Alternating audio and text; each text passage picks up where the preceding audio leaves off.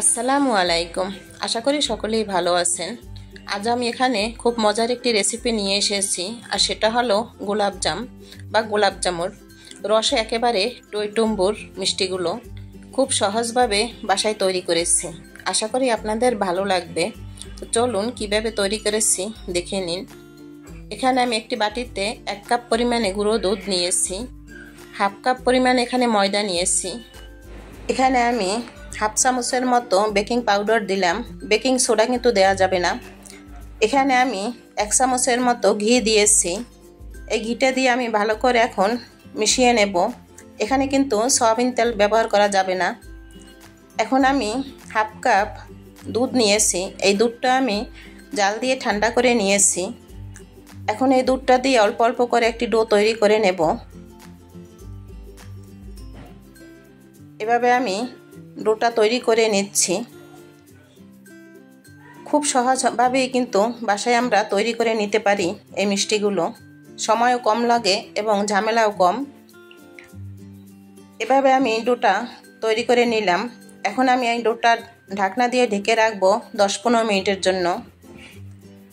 এটি পাতিলে আমি 1 কাপ চিনি নিয়েছি। যে কাপের আমি চিনি নিয়েছি সেই কাপ দিয়ে আমি 3 কাপ পানি দিয়ে দেব। 1 কাপ চিনির জন্য আমি এখানে 3 কাপ পানি দিয়েছি।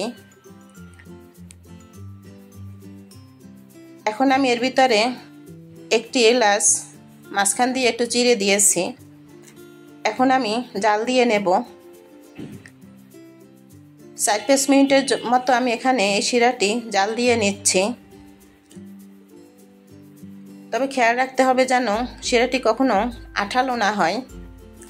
আঠালো হলে হবে কি যে মিষ্টির ভিতর শিরাটা ঢুকবে না। কিছু সময় জাল দিয়ে আমি অফ করে দেব চুলাটা। এখানে আমি ঢাকনাটা তুলে নিলাম। আমার এই ডোটা সেট হয়ে গেছে। হাত দিয়ে একটু মথে নিচ্ছি।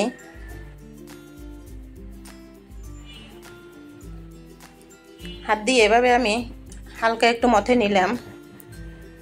এখন আমি হাতের তালুতে একটু ঘি দিয়ে মেখে নিচ্ছি। ঘি মেখে নিলাম। এখন আমি এই ডোটা থেকে মিষ্টির শেপ করে নেব। এভাবে আমি গোল গোল করে মিষ্টির শেপ করে নিচ্ছি। আপনার এখানে লম্বা শেপ দিয়েও মিষ্টি তৈরি করে নিতে পারেন আপনার ইচ্ছা মতো। এভাবে আমি সবগুলো মিষ্টি তৈরি করে নিয়েছি। এখন ভেজে নেব। চুলায় আমি তেল গরম করে নিয়েছি, তবে তেলটা কিন্তু একেবারেই হালকা গরম হয়ে যখন এসেছে তখন আমি মিষ্টিগুলো দিয়ে দিলাম। চুলার আঁচটা কিন্তু মাঝারি থেকে একটু লো থাকবে।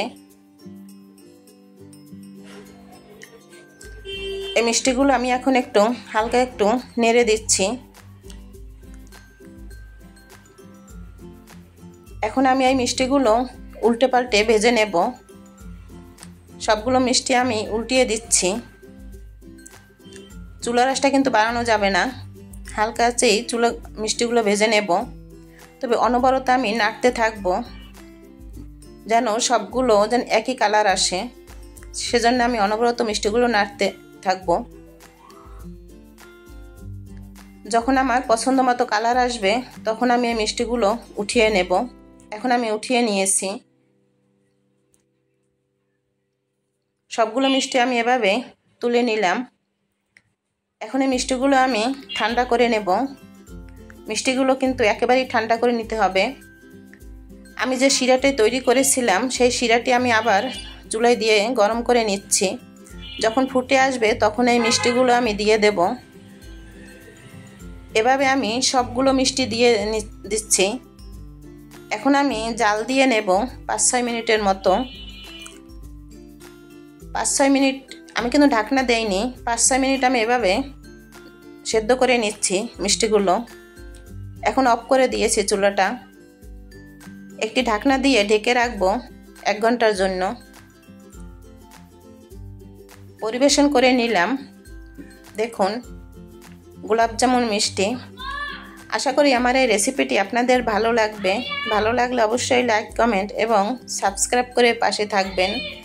বাসায় একবার তৈরি করে দেখবেন, নিজের হাতের তৈরি করা মিষ্টি অসম্ভব মজার হয়।